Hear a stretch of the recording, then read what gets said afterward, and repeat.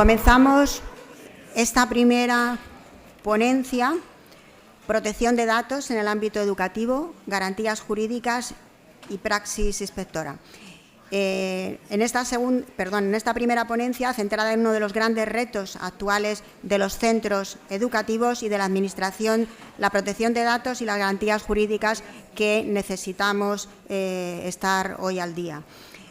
Va a presentar y a coordinar la ponencia doña Soraya Oller Hernández, inspectora de Educación de la provincia de Málaga, y nos acompaña como ponente don Samuel Alcaide Cid, que actualmente desempeña la responsabilidad de delegado de protección de datos y jefe del Gabinete de Protección de Datos del Servicio de Legislación e Informes de la Secretaría General Técnica de Desarrollo Educativo y Formación Profesional. Bienvenido, Samuel, y esperamos tu ponencia con muchas ganas. Bueno, buenas tardes en primer lugar, y tal y como ha dicho la compañera, vamos a comenzar con la primera ponencia de esta jornada, titulada Protección de datos en el ámbito educativo, garantías jurídicas y praxis inspectora, que estará a cargo de don Samuel Alcaide Cid, que tengo aquí a mi lado y que agradecemos enormemente su presencia esta tarde.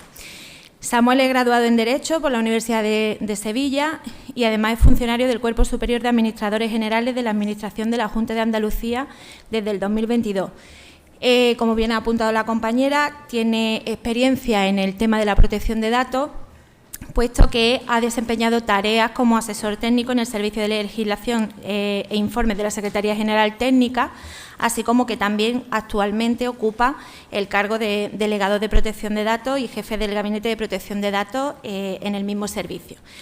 Sin duda, su ponencia pretende ser de gran utilidad, puesto que tiene como propósito principal profundizar en la responsabilidad legal que asume la Inspección de Educación ante el tratamiento de información sensible que, como todos sabemos, pues manejamos en el marco diario de nuestras actuaciones.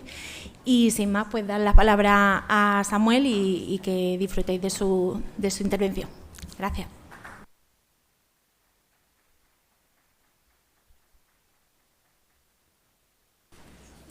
¿Se escucha, no? ¿Se escucha? Bueno, buenas tardes a todos. Primero me gustaría agradecer a USIER la invitación a esta jornada y también agradeceros a vosotros la asistencia. Bien, la ponencia la oriento sobre todo de cara a solventar aquellas dudas más generales sobre la materia de protección de datos. Yo reconozco que es una materia muy compleja y sobre la que la normativa también es de comprensión difícil y sobre todo también la quiero orientar de cara al día a día de los centros educativos, que es donde en realidad está el caballo de batalla, por así decirlo, en el ámbito de la protección de datos. Comenzaremos presentando un poquito la normativa que regula esta materia en el ámbito educativo, explicando algunos conceptos generales. Prometo no aburriros demasiado, serán 4 conceptos muy sencillos y muy breves. Los principios que deben inspirar todo tratamiento de protección de datos. Nos centraremos de esos principios en el principio de licitud del tratamiento. Conoceremos cuáles son los derechos que tienen los interesados respecto al tratamiento de sus datos personales y cómo se deben de gestionar las peticiones de ejercicio de estos derechos, y nos centraremos en aquellos tratamientos sobre los cuales recibimos más consultas en el Gabinete de Protección de Datos por parte de los centros educativos, especialmente los tratamientos basados en el consentimiento, los tratamientos de datos en el marco del funcionamiento de órganos colegiados y sobre la videovigilancia. Y también finalizaremos pues sobre la gestión de brechas de seguridad, explicaremos qué es una brecha de seguridad y cómo debemos actuar frente a una situación de este tipo que se dé en un centro educativo. Y finalizaremos con algunos consejos básicos que vosotros, como desde la inspección, podéis trasladar a los centros educativos en su funcionamiento diario. Bien, comenzamos por la normativa de referencia. La norma fundamental en el ámbito europeo es el Reglamento General de Protección de Datos, ¿vale? Luego, específicamente en el ámbito español, nos encontramos con la Ley Orgánica 3/2018 de 5 de diciembre de Protección de Datos Personales y Garantía de los Derechos Digitales. Esta ley, digamos que reproduce en esencia el Reglamento General de Protección de Datos y entra a regular tratamientos específicos, como puede ser el caso del tratamiento de videovigilancia que veremos a continuación. Y finalmente, en el ámbito de la protección de datos también entran en juego las distintas normativas sectorial de cada ámbito de actividad.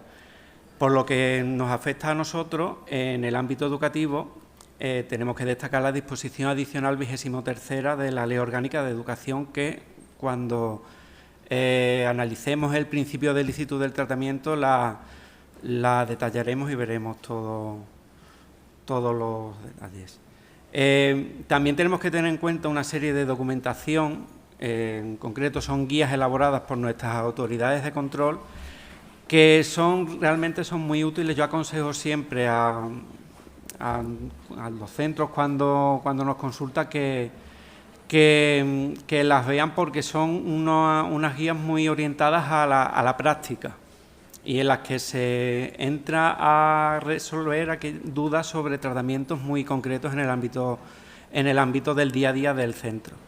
En primer lugar está la guía de la Agencia Española de Protección de Datos para Centros Educativos, que actualmente es una guía que está en revisión. En los próximos meses se está trabajando desde la agencia para sacar una nueva versión actualizada. Y, por último, la guía del Consejo de Transparencia y Protección de Datos de Andalucía sobre protección de datos personales para centros educativos de Andalucía. Esta última es muy interesante porque va más allá de la guía de la Agencia Española de Protección de Datos y entra en detalles muy específicos de algunas actividades de tratamiento en los centros educativos. Ambas guías se pueden encontrar en la página web de cada autoridad de tratamiento, y la guía del Consejo de Transparencia, además, está disponible en Seneca. Cuando entráis en Seneca y antes de loguearos veréis un anuncio debajo del espacio de login donde podréis consultarla. Bien, pues para hablar de la protección de datos personales, primero tenemos que conocer qué es un dato de carácter personal. Pues el Reglamento General de Protección de Datos, en su artículo 4, en el apartado 1, nos define los datos personales como toda información sobre una persona física identificada o identificable. Este aspecto es relevante, ya que se considera que dato personal no es solo aquella información que identifica directamente a una persona, sino que es toda aquella información que, aislada o en conjunto con otra, puede llegar a identificar a otra persona, con lo cual el concepto de datos personales, digamos que tiene una visión más genérica y más amplia. El propio artículo 4.1 cita como ejemplos de datos personales pues el nombre y apellidos, número de identificación, datos de localización, descripciones físicas y fisiológicas e incluso datos relativos al nivel cultural o social de la persona. Una vez que hemos identificado qué es un dato de carácter personal, tenemos que definir qué es un tratamiento de datos de carácter personal. Pues el reglamento lo que nos dice es que se considera tratamientos de datos de carácter personal cualquier operación que realicemos con un dato de carácter personal. Y cualquier operación es cualquier operación, desde una comunicación, un registro, hasta el borrado de un dato. Es decir, también se opta por una visión amplia del tratamiento de datos personales de cara a garantizar una mayor protección al interesado. Quiere decir que si registramos un nombre y apellidos por un nimio que nos pueda aparecer, esa actividad ya sería un tratamiento de datos de carácter personal y estaría sujeta al régimen del Reglamento General de Protección de Datos y de la Ley Orgánica. Bien, y también tenemos que conocer cuáles son los interlocutores o los participantes en toda actividad de tratamiento. Bien, en todo tratamiento de datos siempre va a aparecer la figura del responsable del tratamiento. ¿Quién es el responsable del tratamiento? Pues es la persona física o jurídica que decide, bien por sí mismo o de forma conjunta a otros, los fines y medios a través de los cuales se va a llevar a cabo el tratamiento. Como podéis leer, el Reglamento General de Protección de Datos dice que el responsable podrá determinar los fines y medios solo o conjunto a otros. Esta previsión nos lleva a la posibilidad de la existencia de corresponsabilidad, que se da cuando son varios responsables los que deciden conjuntamente los fines y los medios del tratamiento. Por lo que respecta a nuestro ámbito, la regla general es que los responsables del tratamiento van a ser los centros educativos. Hay determinadas excepciones en los que serán direcciones generales de la consejería, pero en la regla general los responsables del tratamiento de los datos del alumnado son los centros educativos. ¿De acuerdo? Y hay ocasiones en las que puede aparecer otra figura que es el encargado del tratamiento. El encargado del tratamiento es aquella persona física o jurídica que trata datos personales por cuenta del responsable. Pensemos, por ejemplo, en el tratamiento de videovigilancia. Imaginemos que un centro educativo pues, decide que por X circunstancias va a instalar un sistema de cámaras de videovigilancia. El centro educativo, como bien sabéis, no tiene la capacidad técnica para prestar el servicio de videovigilancia y tiene que acudir a una empresa. Pues bien, esa empresa será encargada del tratamiento. El centro educativo decidirá los lugares donde se van a instalar las cámaras de videovigilancia, va a decidir los términos de esas grabaciones y será la empresa la que preste ese servicio. Otro ejemplo de encargado de tratamiento pues puede ser en el desarrollo, por ejemplo, de la fase de formación en empresas en formación profesional. Las empresas donde el alumnado desarrolla esta formación también serían encargadas de tratamiento. ¿Por qué?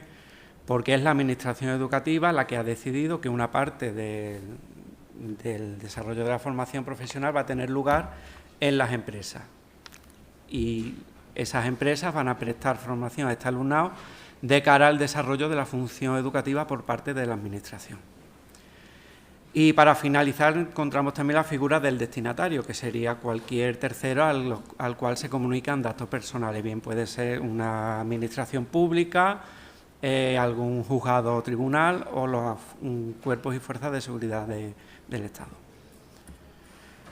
Bien, una vez que hemos definido un poco los conceptos generales de protección de datos, tenemos que entrar en los principios del tratamiento. El Reglamento General de Protección de Datos, en su artículo 5, enumera una serie de principios que, aunque parezca eso de principios que puede sonar un poco abstracto, un poco así sui generis, hay que tener en cuenta que estos principios son normas directamente aplicable por el Reglamento General de Protección de Datos. De hecho, si se consulta el régimen sancionador que tiene este reglamento, está tipificada como infracción el incumplimiento de algunos de estos principios y puede dar lugar a la imposición de sanciones. Los principios del tratamiento pues son el principio de licitud, lealtad y transparencia, que vamos a desarrollar a continuación, que lo que nos dice es que los datos personales tienen que ser tratados de manera lícita, leal y transparente. Se debe de informar al interesado de todos aquellos aspectos relativos al tratamiento de sus datos. El principio de limitación de finalidad, que lo que nos indica es que aquellos datos personales que hemos recogido los tenemos que destinar para aquella finalidad para los que los vamos a recoger, y que no deben de ser tratados posteriormente de una forma que sea incompatible con esa finalidad para la cual las hemos recogido. El principio de exactitud, pues que debemos contar para llevar a cabo la actividad de tratamiento con datos exactos y actualizados. El principio de limitación del plazo de conservación lo que nos indica es que no podemos tratar los datos personales por más tiempo del necesario para cumplir con la finalidad para la cual los hemos recabado. El principio de integridad y confidencialidad, pues todos conocemos el deber de confidencialidad en el tratamiento de la información del alumnado, y al final esto es lo que redunda en garantizar la seguridad de la información que estamos tratando. Y el principio de responsabilidad proactiva, pues lo que exige a los responsables del tratamiento es de contar con aquellas medidas técnicas y organizativas que permitan cumplir las exigencias de la normativa de protección de datos y que además les permita acreditar de cara a terceros, especialmente a las autoridades de protección de datos, que efectivamente cumplen con la normativa. Bien, centrándonos en el principio de licitud del tratamiento, como había dicho antes, este principio lo que nos exige es que el tratamiento sea lícito. Que una actividad de tratamiento de datos personales sea lícita se traduce en la exigencia de que tenemos que contar con una base de legitimación del tratamiento. Esa base de legitimación será una circunstancia de las previstas en el Reglamento General de Protección de Datos que habilita a los responsables a tratar los datos personales de los interesados. En este punto tenemos que distinguir dos artículos en los que se enumeran esas circunstancias, el artículo 6 del Reglamento General de Protección de Datos y el artículo 9. ¿Por qué esta distinción? Pues porque el artículo 6 se refiere al tratamiento de los datos personales, vamos a decir, de categoría general, y el artículo 9 se refiere a los datos personales de categoría especial. Ahora, cuando analicemos el artículo 9, especificaré cuáles son esos datos de categoría especial. Bien, respecto a los datos generales, por así decirlo, de categoría general, el artículo 6 enumera una serie de circunstancias que habilita a los responsables a tratar estos datos. Por lo que respecta a la Administración educativa, de todas esas circunstancias, las que van a aplicar siempre, o en la mayoría de los tratamientos, va a ser el cumplimiento de una obligación legal, circunstancia prevista en la letra C del artículo 6.1, o el cumplimiento de una misión realizada en interés público o en el ejercicio de poderes públicos, fundamentalmente en el desarrollo de la función educativa. Estas circunstancias están amparadas en la Ley Orgánica de Educación, en la disposición adicional 23 que cité al principio y que ahora a continuación vamos a analizar. Pero también hay situaciones en las que hay tratamientos que no se tienen por qué fundamentar en estas circunstancias. Pensemos, por ejemplo, en el tratamiento de la imagen del alumnado para publicación de redes sociales del centro educativo. Pues ese tratamiento estará basado en el consentimiento. Cuando analicemos la normativa en la que se basa el consentimiento, veremos que ese consentimiento tiene que tener una serie de circunstancias y también veremos quiénes son los que pueden dar ese consentimiento. Esto respecto a los datos de categoría general. Respecto a los datos de categoría especial, ¿cuáles son los datos de categoría especial? Pues son los que aparecen en el artículo 9.1 del Reglamento General de Protección de Datos. Aquella información que se refiere al origen étnico-racial, opiniones políticas, convicciones religiosas o filosóficas, afiliación sindical, datos genéticos, datos biométricos, datos de salud, datos relativos a la vida sexual o datos relativos a la orientación sexual. Como podéis comprobar, esta información se considera de especial protección porque afecta, digamos, a la esfera más íntima de la persona y en fin, es información que de conocerse puede dar lugar a graves perjuicios para los interesados. El principio general respecto a estos datos es que su tratamiento está prohibido. No obstante, el artículo 9 del Reglamento General prevé una serie de excepciones que permiten el tratamiento de estos datos. De esas excepciones, las que se suelen aplicar en el ámbito educativo, pues son el consentimiento, el cumplimiento de obligaciones en el ámbito laboral, pues pensemos que los centros educativos tienen profesorado a su cargo y la dirección de los centros, digamos, que desempeña funciones laborales respecto al profesorado. La garantía de intereses vitales del interesado y el cumplimiento de un interés público esencial.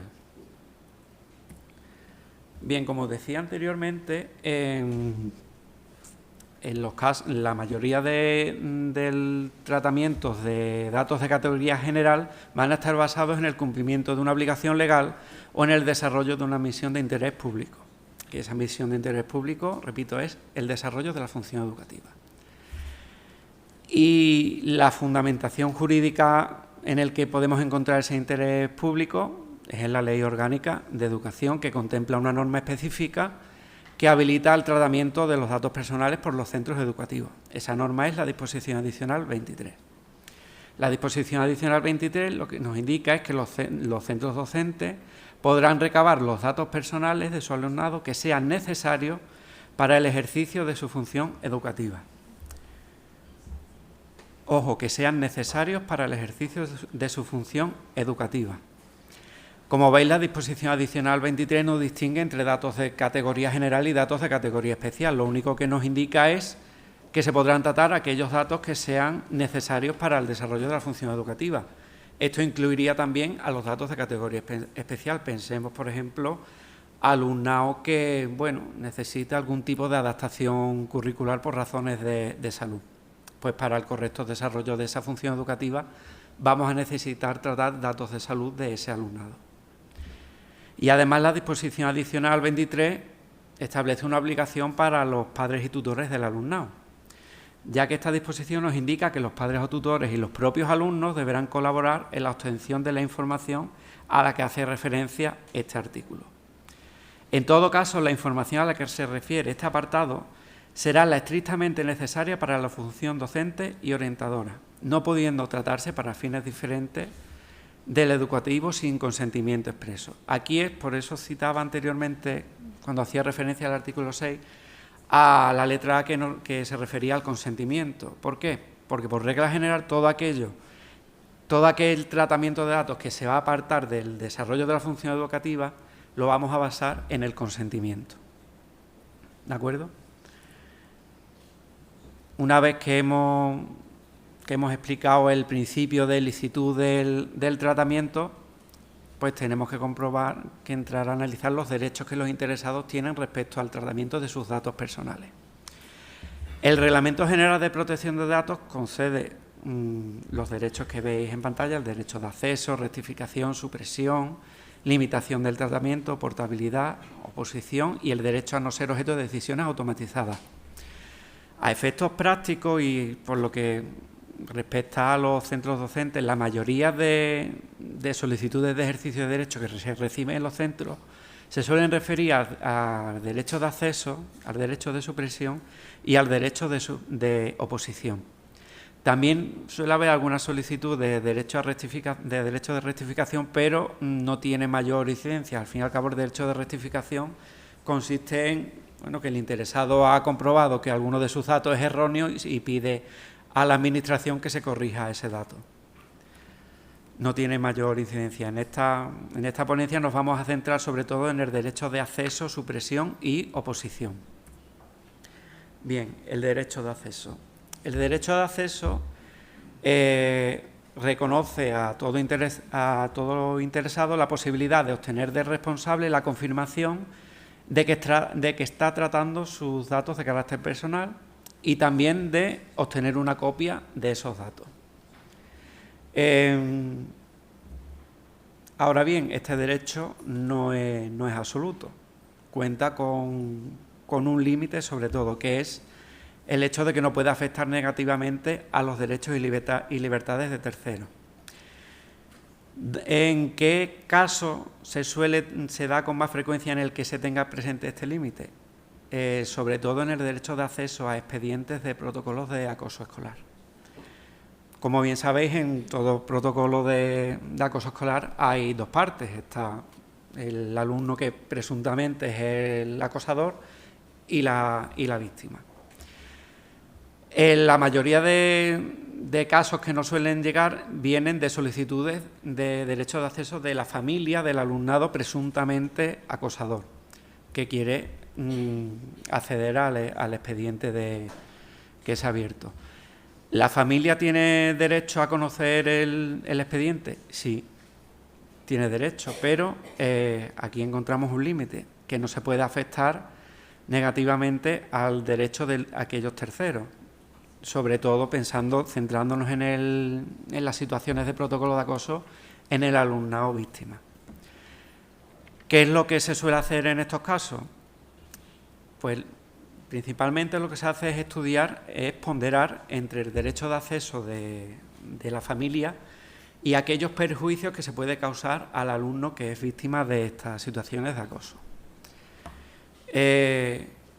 Y una vez ponderados, pues se concede el acceso o no.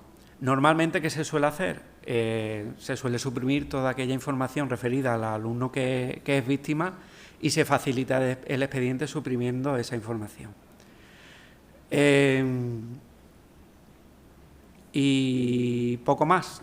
Puede haber situaciones en las que no sea necesario suprimir esta información, pero son situaciones que son excepcionales y que tendremos que ver todas las circunstancias del caso. Pero por regla general y ante la duda, cuando se solicite el acceso a este tipo de expedientes, se suprimir siempre los datos del alumno víctima. Y si aún así se valora que pueda haber un riesgo grave para el alumno, pues se puede denegar el acceso. ¿De acuerdo? No sé si tenéis alguna pregunta o queréis consultar alguna cuestión. Esto es el centro educativo. Tened en cuenta que las solicitudes de ejercicio de derecho, quien las debe de contestar es el responsable del tratamiento, que son los centros educativos. Entonces, al fin y al cabo, es el propio centro el que conoce la realidad del caso, porque conoce al alumno, en fin, y se desarrolla en su ámbito. Insisto, si de esa ponderación hay alguna mínima duda o se observa que puede haber algún riesgo para el alumno, teniendo en cuenta que estas situaciones son especialmente delicadas, pues se deniega el acceso. Es verdad que la familia, ya lo veremos posteriormente cuando me centre en cómo se deben de tramitar estas solicitudes, la familia tiene la posibilidad de interponer una reclamación ante la autoridad de tratamiento, pero bueno, todo sea que el centro educativo tenga en vía fundamentado la existencia de ese riesgo para denegar esa solicitud. ¿De acuerdo? El centro, bueno, la denegación de solicitudes de ejercicio de derecho no tiene por qué fundamentarse, pero en este tipo de casos, debido a su delicadeza, pues no estaría de más el fundamentarla, ¿de acuerdo?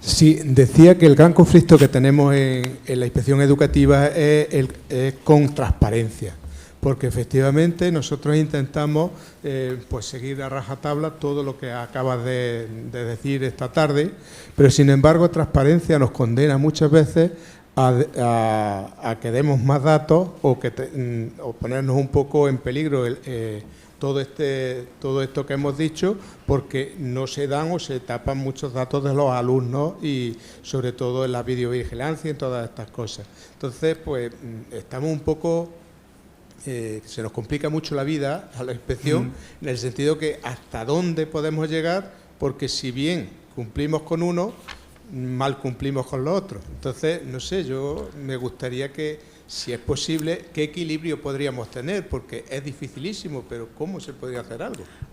Verá, al fin y al cabo, en la gestión de este tipo de solicitudes habrá que tender a las circunstancias concretas del caso. No sé si a lo que te refieres a la gestión de reclamaciones de ejercicio de estos derechos que llegan al Consejo, o también a cuestiones de transparencia pública. Porque Las reclamaciones normalmente que nosotros encontramos es de familias sobre todo en casos de agresiones y todas estas cosas.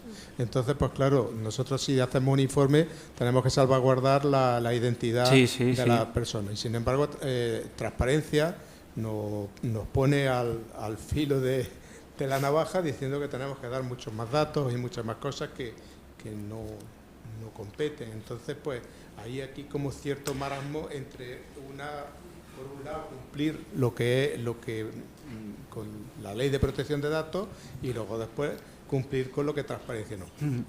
A ver, también... ¿Hay una colisión entre...? Sí. Yo, al final, estas solicitudes hay que tener en cuenta las circunstancias de cada caso concreto y de cada protocolo de acoso en concreto. Habrá situaciones en las que a lo mejor por parte del centro se considere que no haya mayores riesgos para el alumnado que sea víctima y considere que se puede facilitar la identidad, pero claro, hay otras ocasiones que... Si me permites, te voy a poner un ejemplo gráfico de una pelea en un patio y entonces pues el padre del agredido solicita que se le dé la grabación de los vídeos que tenemos en el centro. Lógicamente, pues, ¿hasta qué punto? Pues transparencia nos condena a que el centro tenía que haber pixelado las caras de todos los alumnos y solamente de los estos. Y entonces, en cierto modo, dice, bueno, yo soy profesor de biología y yo soy inspector, pero técnico, es decir, que nos extralimitamos, a veces no llegamos con todas estas cosas, porque ya te parece que es excesivo extralimitarse en las funciones que tenemos nosotros si queremos cumplir con... Claro, es que además en ese caso en concreto que tú me comentas que estamos hablando de unas grabaciones. Entonces no sabemos quiénes aparecen en esas grabaciones, si aparecen solo los implicados o si aparecen más personas. Al final en lo que entramos es en la afección a los derechos de terceros. Ten en cuenta que estamos entrando en alumnos que también tienen derecho a su intimidad y que no están implicados en este asunto. Yo sé que es una materia compleja y que a veces es difícil conciliar un poco el derecho del interesado con la práctica y el funcionamiento diario del centro educativo. Pero ten en cuenta que aquí, por ejemplo, en ese caso en concreto, sí se está afectando a terceros. De hecho, cuando tratemos los tratamientos de videovigilancia, también analizaremos el derecho de acceso en esos tratamientos y entraremos en detalles en esa cuestión. No sé si hay alguna cuestión más o... Bueno, seguimos porque si no... Sí, continuamos. Bien, el derecho de supresión, pues... En virtud de este derecho, el interesado puede solicitar la supresión de sus datos personales. ¿Cuándo está obligado el responsable a suprimir los datos? Pues cuando los datos ya no sean necesarios en relación con los fines o hayan sido tratados de otra manera, con otra finalidad distinta a la indicada, cuando el tratamiento esté basado en el consentimiento y el interesado haya retirado el consentimiento, cuando no prevalezcan otros motivos legítimos que habiliten al responsable a continuar con el tratamiento de los datos, cuando se determine que los datos hayan sido tratados ilícitamente por el responsable, o también podrán suprimirse cuando la ley nos obligue a ello. No obstante, este derecho tampoco es absoluto, cuenta también con límites. ¿Cuáles son esos límites? Pues que por obligación legal tengamos la obligación de continuar con el tratamiento de esos datos o en aquellos tratamientos que estén fundamentados en un interés público en el ámbito de la salud pública. En esos casos, el derecho de supresión del interesado se respondería de forma desfavorable, ¿de acuerdo? Y el derecho de oposición, pues, otorga al interesado la facultad de oponerse al tratamiento de sus datos cuando este tratamiento esté fundamentado en la consecución de una misión de interés público o en el desarrollo de potestades públicas. No obstante, este derecho también tiene excepciones. Cuando por el responsable se acrediten motivos legítimos o imperiosos para el tratamiento de estos datos que prevalezcan sobre los derechos e intereses del interesado, pues se podrá continuar con el tratamiento, con la actividad de tratamiento. o también se podrá continuar cuando el tratamiento de estos datos sea necesario para la formulación, el ejercicio o la defensa de acciones o de reclamaciones. Bien, una vez que hemos conocido en qué consisten estos derechos, tenemos que preguntar quiénes pueden ejercer estos derechos. Pues bien, tenemos que distinguir entre el alumnado mayor de edad y el alumnado menor de edad, ¿de acuerdo? El alumnado que sea mayor de edad puede ejercer por sí mismo estos derechos, y respecto al alumnado menor de edad tenemos que distinguir entre si es menor de 14 años o mayor de 14 años. Si son alumnos mayores de 14 años, podrán ejercer las solicitudes de ejercicio de derechos tanto el propio alumnado como sus padres o tutores. Y en el caso de alumnado menor de 14 años, pues serán los padres o tutores de los alumnos. ¿Cómo se debe de solicitar el ejercicio de estos derechos? Pues la solicitud se debe presentar por escrito, bien de forma presencial ante el centro educativo o bien de forma electrónica. Un requisito que debemos de tener en cuenta en la gestión de esta solicitud es que el interesado debe de estar debidamente identificado. Puede darse la situación de que el interesado llegue a la secretaría de nuestro centro y presente una solicitud y nuestro administrativo pues no identifique fidedignamente al interesado. ¿Qué se hace en estos casos? Pues le podemos requerir el documento nacional de identidad. Pero cuidado, ha habido casos en los que los centros educativos han cogido el documento nacional de identidad, le han hecho copia y la han adjuntado a la solicitud. Estas situaciones han llegado al Consejo de Transparencia y se ha sancionado al centro por un incumplimiento del principio de minimización de los datos. Es decir, para nosotros identificar fielmente al interesado no necesitamos una copia del documento nacional de identidad. Basta con que nuestro administrativo vea la solicitud, compruebe el nombre y apellido y el DNI y le solicite el DNI al interesado y coteje la información de la solicitud con el documento y se lo devuelva. ¿Vale? Con lo cual, si desde el centro os comenta alguna duda respecto a la gestión de estas solicitudes y en especial con las copias de los DNI, no se deben de hacer fotocopias de los DNI, ¿de acuerdo? Simplemente se exige que se presente, se comprueba la identidad del interesado y se le devuelve, ¿vale? Bien, ¿cómo se debe de responder estas solicitudes? Pues la respuesta debe de ser expresa y por escrito, tanto concediendo el derecho como denegándolo. Como he dicho antes, no es necesario motivar la concesión o la denegación de este derecho. Ahora bien, en situaciones delicadas, como puede ser el caso que hemos dicho de los protocolos de acoso, pues creo que no estaría de más que se llegara a fundamentar, ¿vale? ¿Qué plazo tenemos para responder estas solicitudes? Pues tenemos un mes desde que se recibe la solicitud. No obstante, este plazo se puede prorrogar 2 meses más en caso de especial complejidad de la información o del número elevado de solicitudes. Ahora bien, al interesado le tenemos que informar de que este plazo se ha prorrogado. ¿Qué plazo tenemos para informar al interesado? Pues el plazo de un mes, a contar desde que recibimos la solicitud, ¿vale? Si no se contesta en plazo, el interesado tiene derecho a reclamar ante el Consejo de Transparencia y Protección de Datos por falta de respuesta a su solicitud. Y el interesado también tendrá derecho a reclamar si no está conforme con esa respuesta. Por ello, en la resolución que se notifique al interesado le tenemos que indicar que tiene la posibilidad de interponer una reclamación ante el Consejo de Transparencia, ¿vale? ¿Y tenemos que admitir siempre cualquier solicitud de ejercicio de derecho? Pues no tiene por qué.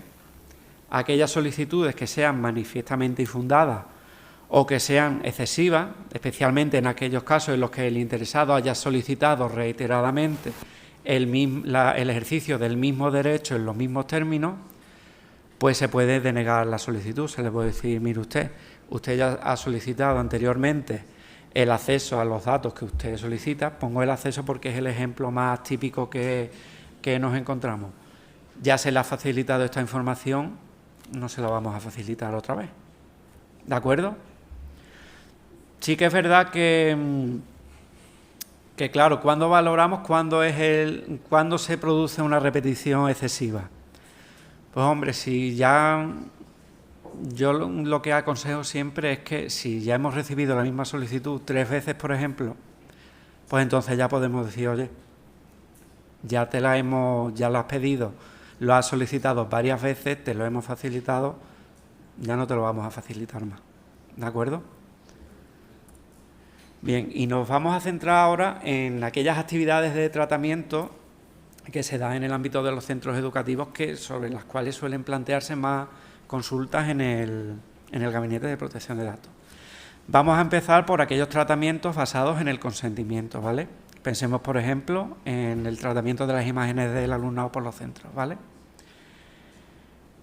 Tenemos que empezar por definir qué es el consentimiento.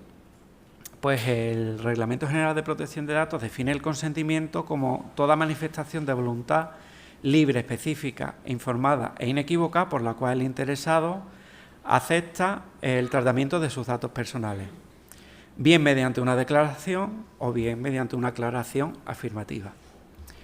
De esta definición se pueden extraer los requisitos que debe de contar este consentimiento para que sea válido. El consentimiento debe de ser libre y esto debe significar que el interesado tiene capacidad real de prestar el consentimiento sin temor a sufrir algún tipo de perjuicio en caso de que no lo preste.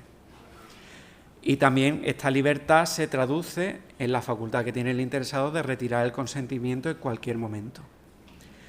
Ahora bien, ¿qué ocurre si el interesado presta inicialmente el consentimiento para el tratamiento de sus datos, llevamos a cabo la actividad de tratamiento y posteriormente retira el consentimiento? ¿Ese tratamiento es inválido? Pues no. El tratamiento sería válido siempre y cuando lo hemos llevado a cabo en tanto que contábamos con el consentimiento del interesado. En el momento que el interesado retire el consentimiento, finalizamos con el tratamiento de sus datos y ya está, pero esa retirada no invalida el tratamiento anterior que hemos llevado a cabo. ¿De acuerdo? El consentimiento también tiene que ser específico, tiene que ser para una finalidad determinada. ¿Qué ocurre en aquellos casos en los que recabamos el consentimiento para un tratamiento y después consideramos que hay otra finalidad para la cual podemos tratar estos datos? Pues tendremos que volver a recabar el consentimiento del interesado. ¿De acuerdo? Y por último, el consentimiento tiene que ser informado. El interesado debe de conocer cuáles van a ser los datos personales que se van a tratar, para qué finalidad se van a tratar, durante qué plazo se van a tratar y también se le tiene que informar de que tiene la posibilidad de retirar el consentimiento y de todos aquellos derechos que tiene respecto al tratamiento de sus datos. Y además tenemos que hacerlo en un lenguaje claro y sencillo, de tal manera que el interesado pues comprenda toda esta información. ¿Y quiénes son los que dan el consentimiento? Pues aquí tenemos que volver a distinguir entre alumnado mayor de 14 años y alumnado menor de 14 años. El alumnado mayor de 14 años puede dar el consentimiento para el tratamiento de sus datos personales, con una excepción: aquellos supuestos en los que la ley exija la concurrencia de los titulares de la patria potestad o de los tutores del alumno. Y en caso del alumnado menor de 14 años, pues el consentimiento lo deberán prestar los titulares de la patria potestad o los tutores del alumno. ¿Qué es lo que ocurre en los casos de separación o divorcio? Que es otra de las cuestiones que se suele dar mucho con el consentimiento. Pues que en estos casos el consentimiento debe de prestarse por ambos titulares, tanto por el padre como por la madre. Tradicionalmente siempre se ha considerado que el consentimiento lo daba el titular que tenía la guardia y custodia del alumnado. Y esto se venía haciendo por razones de facilidades operativas. pero el consentimiento entronca directamente con las facultades que el Código Civil otorga a los padres en el ámbito de la patria potestad, con lo cual el consentimiento debe de recabarse por ambos titulares. No obstante, hay situaciones en las que no siempre va a exigirse el consentimiento de ambos titulares. ¿Qué situaciones van a ser estas? Pues aquellas en las que conste que hay algún tipo de medida judicial por la que se retire al progenitor la patria potestad, o en aquellos casos en los que se ha aprobado algún tipo de medida de incomunicación del padre o la madre con el menor y con la familia. ¿Qué tipo de situaciones suelen ser estas? Pues en la mayoría de los casos en supuestos de violencia de género en las que al padre se adopta algún tipo de medida de incomunicación con el menor y con la madre de cara a la protección de ambos, ¿vale? Salvo estos casos, por regla general, el consentimiento se tiene que recabar de ambos progenitores, ¿de acuerdo?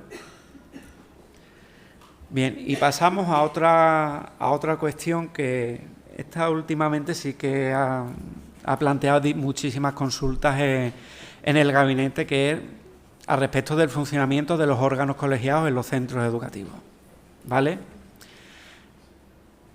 Primero tenemos que saber qué es un órgano colegiado. Un órgano colegiado es un órgano administrativo integrado por 3 o más personas que colegiadamente deliberan sobre el ejercicio de las funciones que tienen encomendadas.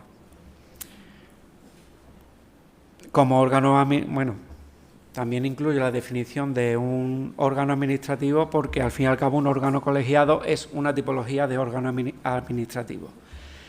¿Qué tipos de órganos colegiados nos solemos encontrar? Pues en la mayoría de casos será el claustro de profesorado y el consejo escolar, ¿vale? Bien, en el funcionamiento de los órganos colegiados tenemos que distinguir 2 tipos de tratamientos de datos diferentes, ¿de acuerdo?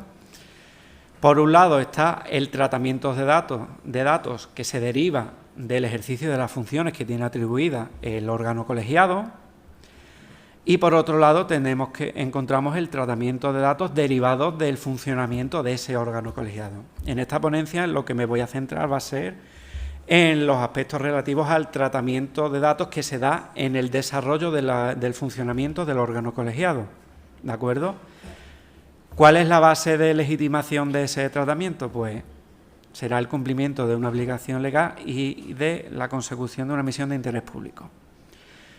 ¿Cuál es la norma legal que fundamenta esta base de legitimación del tratamiento? Pues son los artículos 17 y 18 de la Ley de Régimen Jurídico del Sector Público, que es la norma que regula el funcionamiento de los órganos colegiados. De hecho, aquí os incluyo una serie de extractos en donde se encuentra la fundamentación que habilita al tratamiento de los datos personales de los miembros de los órganos colegiados. Respecto a las convocatorias y la celebración de sesiones, este aspecto se regula en el artículo 17 de la Ley de Régimen Jurídico del Sector Público. Este artículo nos dice que todos los órganos colegiados se podrán constituir, convocar, celebrar sus sesiones, adoptar acuerdos y remitir actas, tanto de forma presencial como a distancia, salvo que su reglamento interno recoja expresamente lo contrario. Y salvo que resulte posible, las convocatorias serán remitidas a los miembros del órgano colegiado a través de medios electrónicos. Queda claro que para cumplir lo que nos manda la Ley de Régimen Jurídico del Sector Público tendremos que tratar por lo menos los datos identificativos de los miembros del órgano colegiado y los datos de contacto a fin de remitirles actas y convocatorias de sesiones y demás. Y respecto a las actas, pues bien, es el artículo 18 el que regula el funcionamiento y cómo se deben de recabar las actas. Por centrarme en los aspectos más relevantes, el artículo 18 contempla la posibilidad de que se graben las sesiones que celebre el órgano colegiado. El fichero resultante de la grabación se podrá conservar y deberán acompañar al acta de las sesiones sin necesidad de hacer constar en el acta los puntos principales de de las deliberaciones. En cuanto al plazo de conservación de estas actas, pues tendremos que acudir a la normativa de archivo, ¿de acuerdo? Ahí existen unas tablas de valoración que son las que nos indican el plazo de conservación de esta documentación. Y respecto a la celebración de las sesiones, otra cuestión sobre la que se suscitan muchas consultas es el hecho de la celebración de las sesiones de forma telemática y en concreto sobre la activación de las cámaras. A ver, respecto a esta cuestión, la ley de régimen jurídico del sector público nos exige que los miembros del órgano colegiado estén debidamente identificados, ¿vale?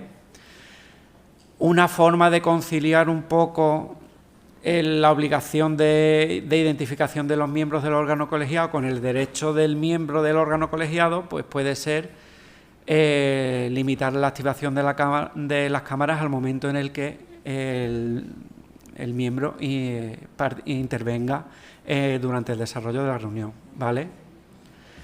Es verdad que este tipo de cuestiones se deben de reflejar en los reglamentos de organización de los centros, pero por regla general sería admisible que la activación de las cámaras se permitiría solo en el momento en el que miembro o algún profesor, algún miembro del consejo escolar vaya a intervenir, ¿de acuerdo?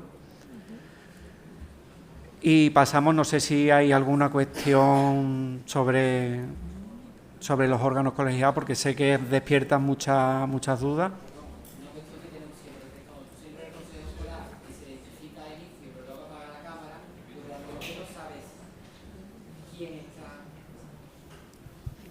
¿Quién está detrás?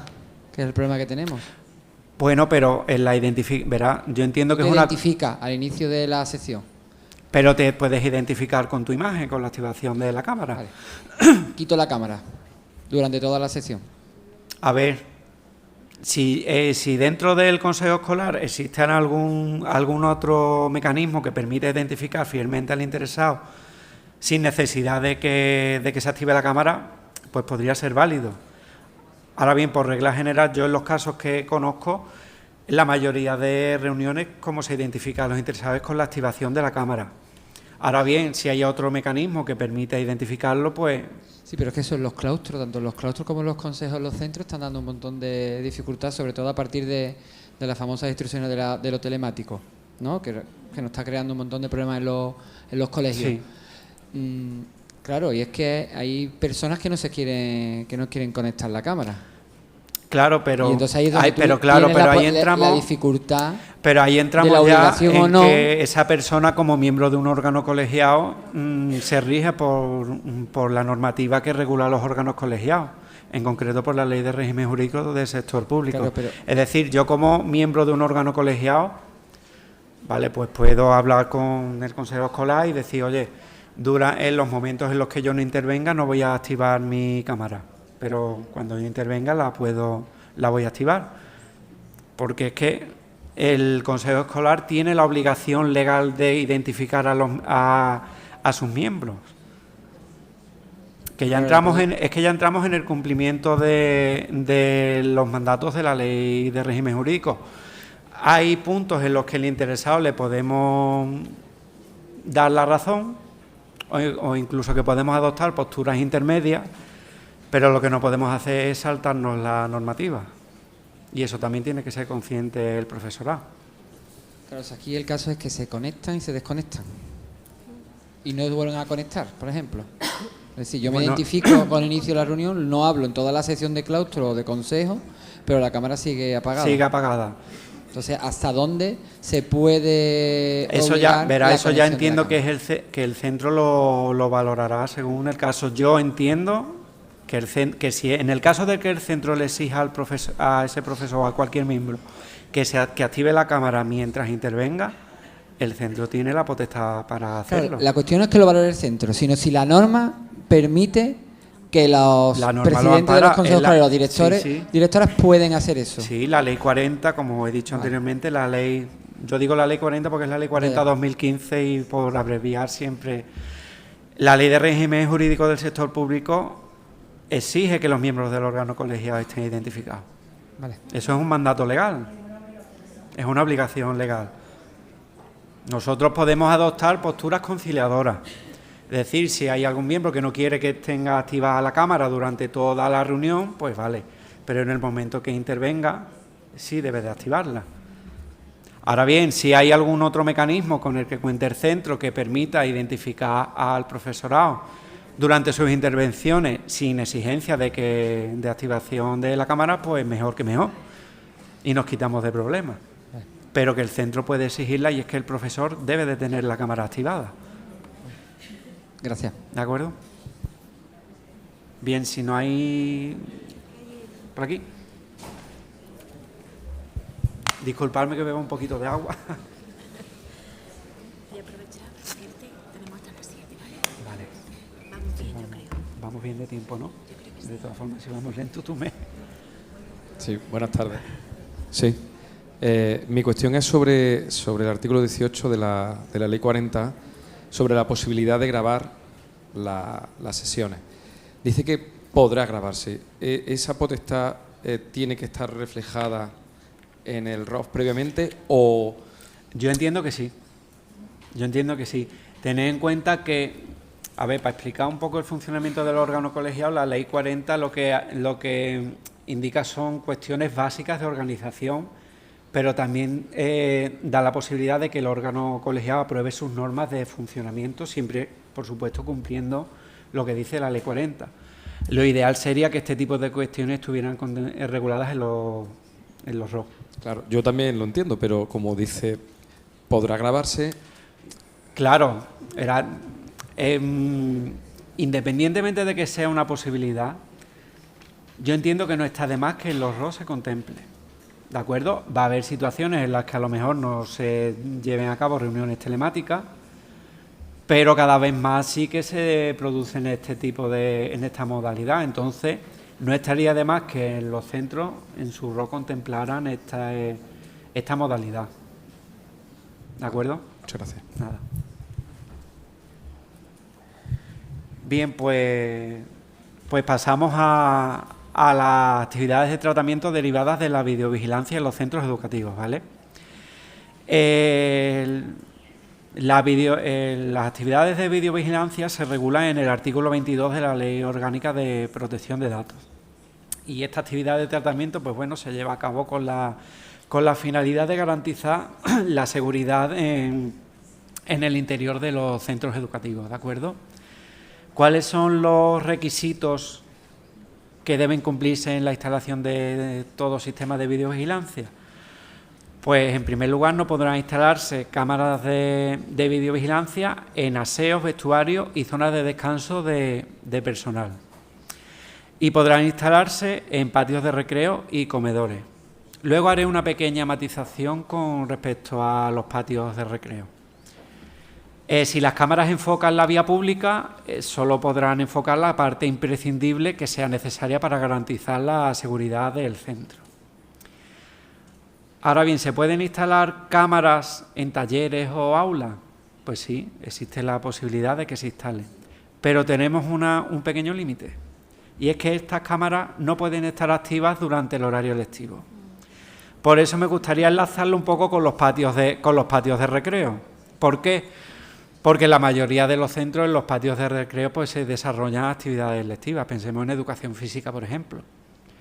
¿Qué pasa con las cámaras que están en los patios de recreo durante esas horas? Pues se tendrán que desactivar. En aquellos horarios en los que se esté desarrollando algún tipo de docencia en el patio de recreo, la cámara se debe desactivar. Cuando no haya actividad docente, se activan. ¿De acuerdo? Las grabaciones deberán suprimirse en el plazo de un mes desde que las hemos captado, ¿de acuerdo?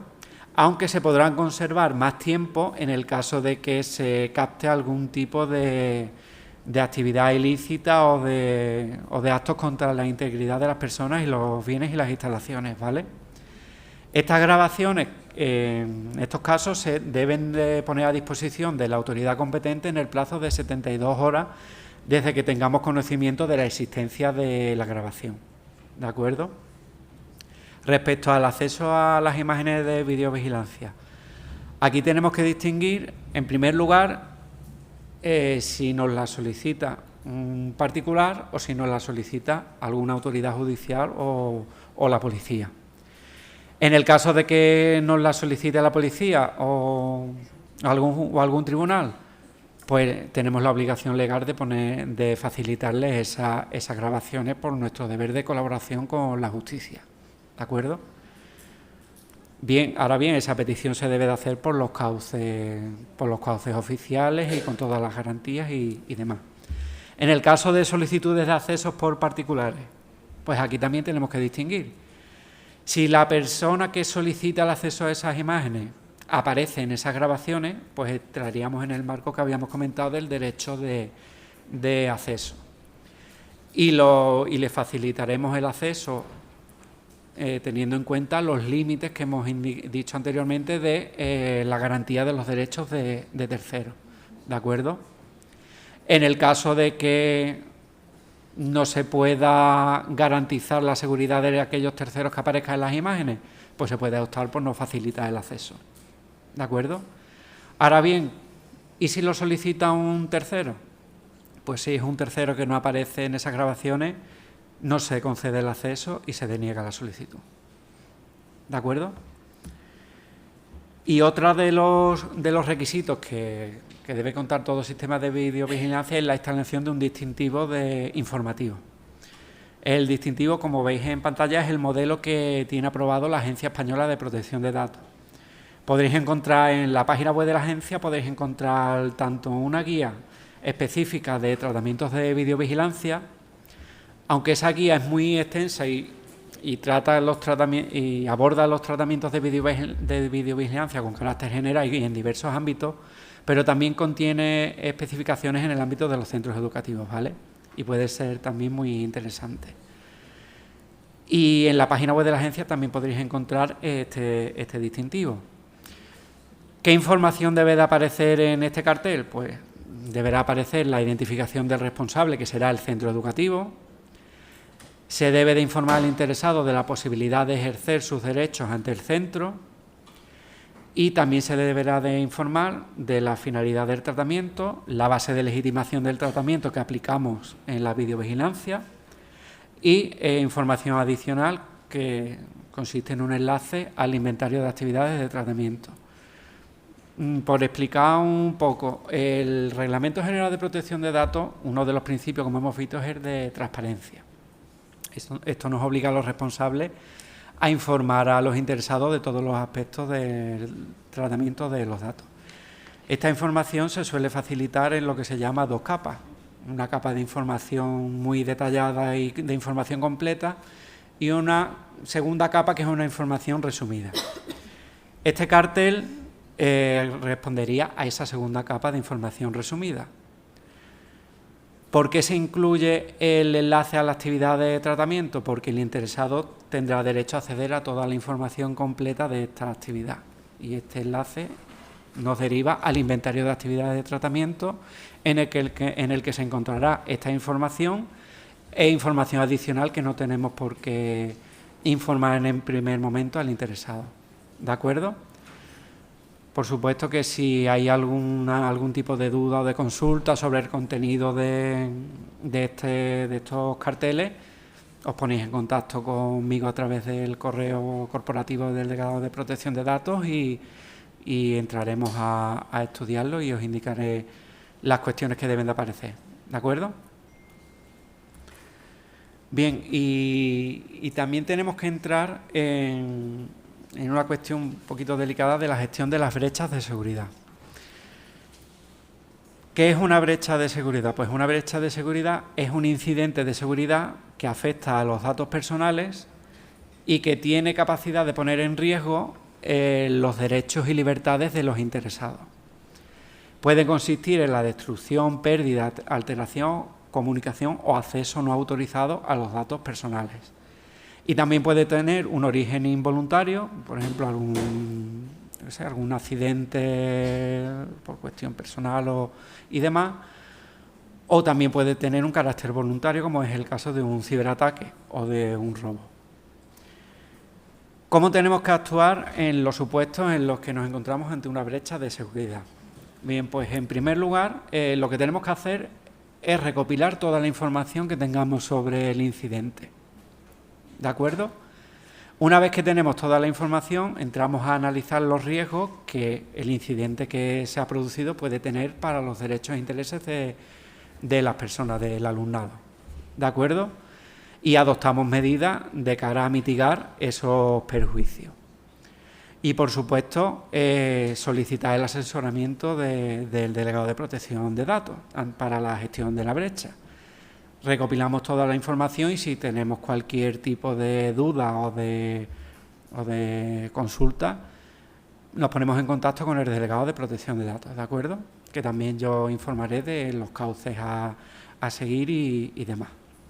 Bien, ante una brecha de seguridad, el reglamento impone a los responsables unas obligaciones de comunicación y de notificación, ¿de acuerdo? Tenemos la obligación de notificar toda brecha de seguridad a nuestra autoridad de control, que es el Consejo de Transparencia y Protección de Datos. ¿Cuándo se tiene que notificar una brecha de seguridad? Pues por regla general siempre, ya que las brechas de seguridad son situaciones que ponen en riesgo los derechos y libertades de las personas afectadas. En este sentido, tanto en la página web del Consejo de Transparencia como en la de la Agencia Española de Protección de Datos, hay una herramienta muy útil que se llama Notifica Brecha, que nos permitirá valorar la necesidad de, primero, si nos encontramos realmente ante una brecha de seguridad y la necesidad de notificarla al Consejo de Transparencia, ¿de acuerdo? Vale. En cuanto al contenido de esa comunicación, pues bien, tendremos que informarle de todos los antecedentes del incidente, las categorías y el número aproximado de interesados afectados, los datos del contacto del delegado de protección de datos y describir también las posibles consecuencias que esa brecha de seguridad puede tener para los interesados y las medidas que se han adoptado, ¿de acuerdo? Y esta presentación la tiene que hacer los responsables de tratamiento, que serían los centros educativos, a través de la sede electrónica del Consejo de Transparencia.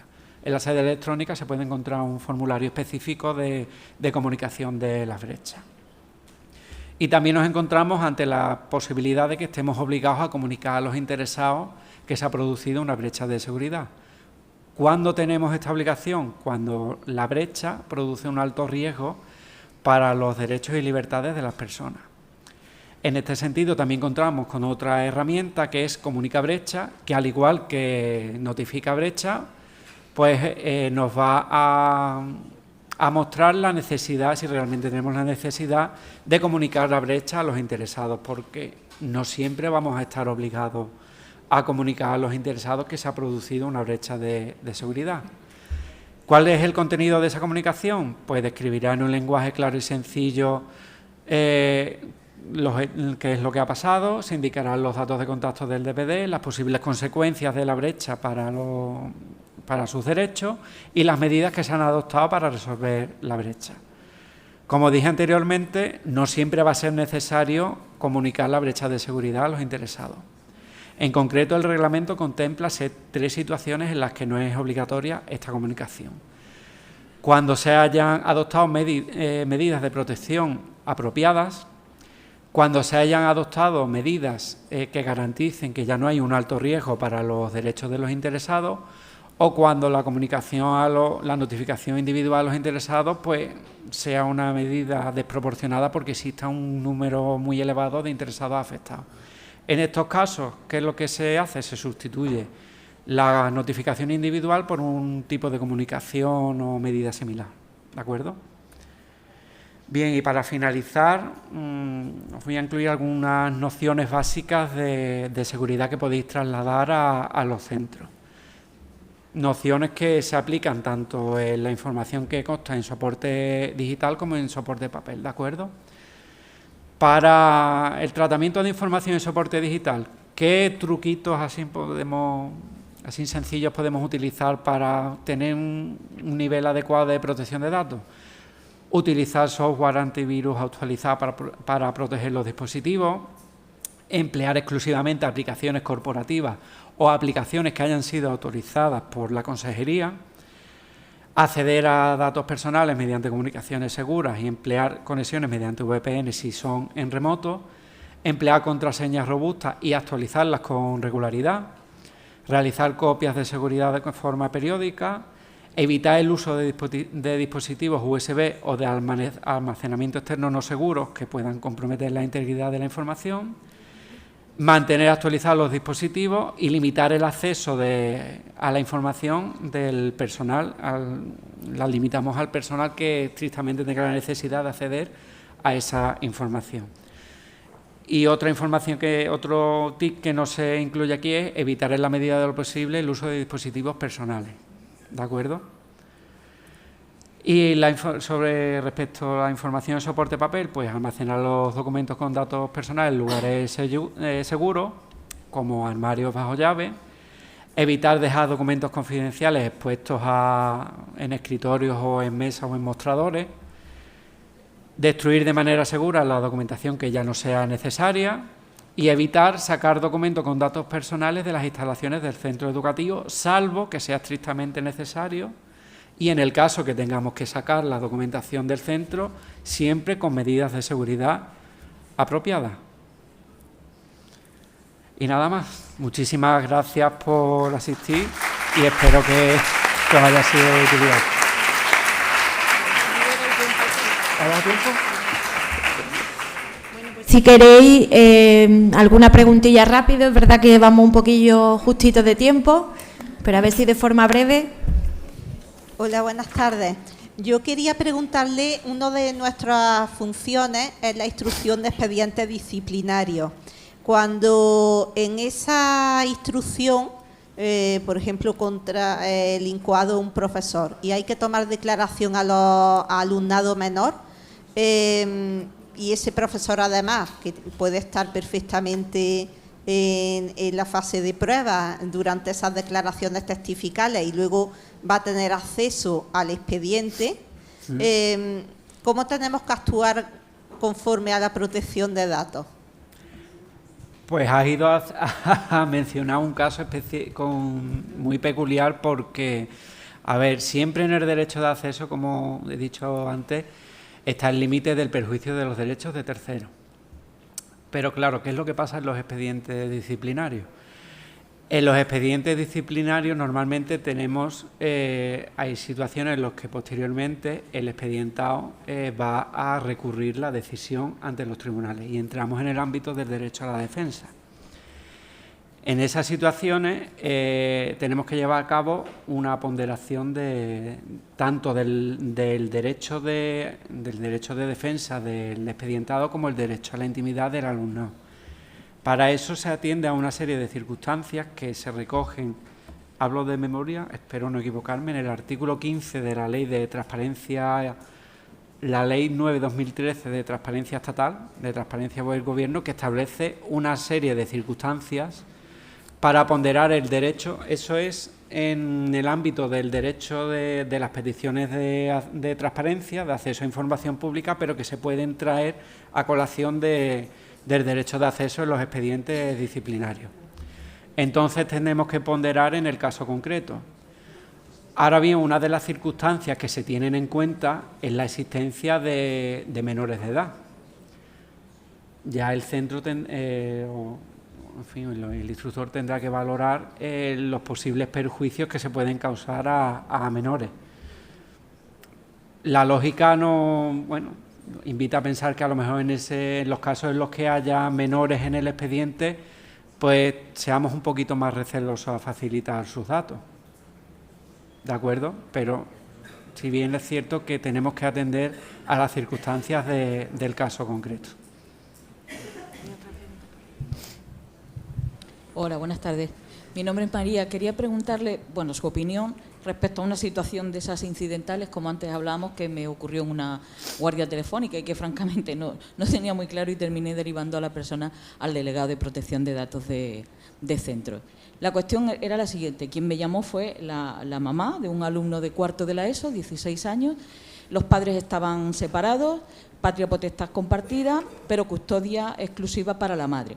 El niño, aprovechando que se va en las vacaciones de Navidad con el padre, decide que no quiere volver con la madre. Y, bueno, pues la madre denuncia al padre por secuestro, en fin. La cuestión es que en ese momento, en ese impasse, digamos, el centro tenía previsto su viaje de estudios y a la hora de recabar el consentimiento, pues únicamente recaba el consentimiento del padre, que es con quien el niño estaba en ese momento. Entonces, a mí quien me llama es la madre, diciéndome que le había solicitado al centro, de cara a esa denuncia por secuestro que ella necesitaba hacer, le había pedido al centro que le remitiera copia de la autorización, porque además la salida era al extranjero.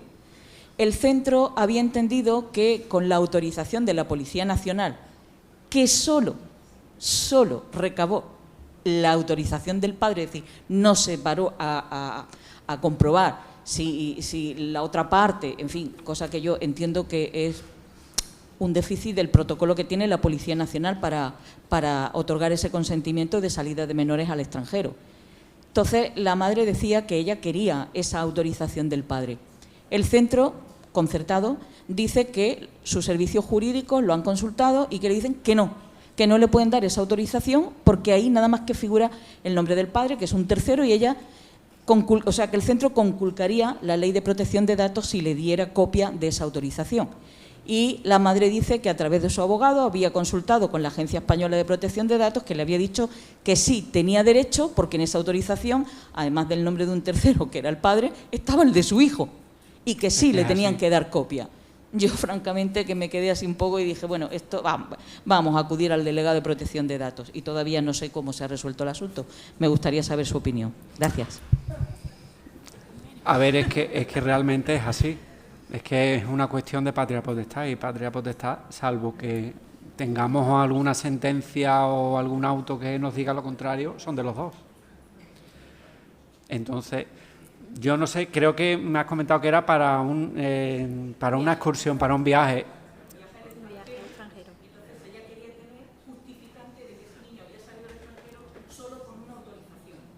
Verá, yo en el ámbito de las autorizaciones de los consentimientos en los que yo intervengo, es en el tratamiento, sobre todo el tratamiento de imágenes, en el consentimiento para una excursión entramos en otro ámbito diferente y en otra serie de cuestiones.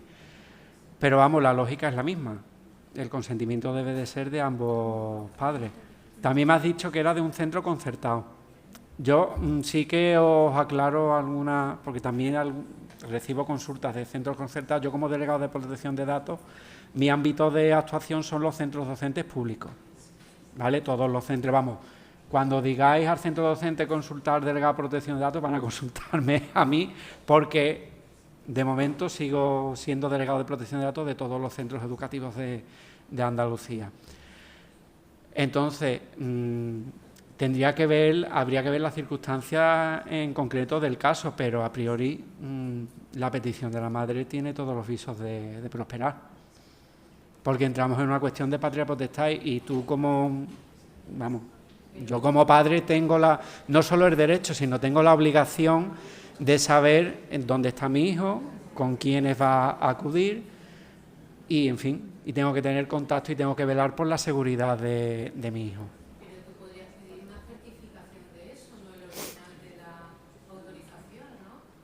¿Cómo?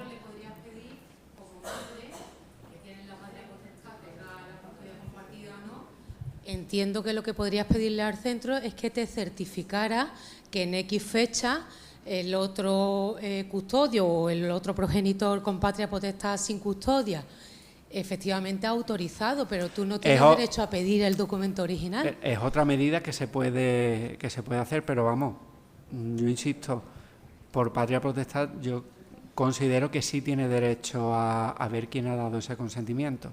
Está claro que sería el padre. Sí, pero al documento original firmado del padre. ¿Y por qué no? ¿En un medio educativo, no en seno judicial? Yo considero que sí. Es que estamos hablando del hijo de esta mujer.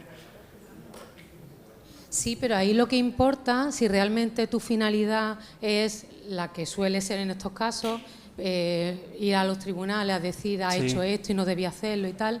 Entiendo que lo que importa es el contenido de la autorización. Es decir, los datos concretos de la fecha, cuando lo autorizó el padre, si realmente lo autorizó a eso o denegó la autorización, pero no entiendo per se el porqué de pedir el documento original. Yo entiendo que precisamente por las facultades y las obligaciones de la patria potestad sí podría pedirlo, ¿eh? Verá, Sí. mi opinión, la autoridad de control puede tener otra opinión diferente. Por curarnos en salud, aplicamos el límite del derecho de acceso. Le facilitamos esa autorización suprimiendo los datos que no sean de su hijo. Pero yo considero que... Mira, por analogía, si yo soy persona interesada y quiero tener el acta del consejo escolar, yo puedo pedir una certificación de contenido del consejo escolar, pero el acta no me la llevo a mi casa, ¿no? Claro, pero el supuesto es diferente porque tú estás hablando de un acta de un Sí, consejo escolar he dicho y por aquí analogía, estamos. he dicho Sí, por pero analogía. es que el supuesto es distinto porque aquí es que estamos hablando de la autorización de mi hijo para ir a una excursión. Es que la fundamentación de la petición es distinta. Una Es que está basada. entiendo que se abre una puerta a una realidad que tenemos en los centros, que el protocolo ya se queda completamente desfasado, el de padres separados y divorciados, y como abramos la puerta a dar todos los originales de cada acción que ocurra en una pareja separada o divorciada, no se va a dar abasto Verá, a hacer que copias yo de documentos originales. conozco la problemática porque consultas de padres separados bueno, este caso es una excursión, pero de publicación de imágenes de niños, perdonadme esto, pero Ya. así. Y sabemos la finalidad de esas peticiones. Al final entramos en las disputas personales de los padres y Vale. el niño está por medio. Y sabemos que es así. Vale. ¿Cuál es lo que yo recomiendo? Aplicamos el límite del derecho de acceso y suprimimos en la medida de lo posible los Da la datos. información y limitamos. O, en su caso, podemos optar también por dar la certificación. Si consideramos que el caso es especialmente delicado, damos la certificación. Claro.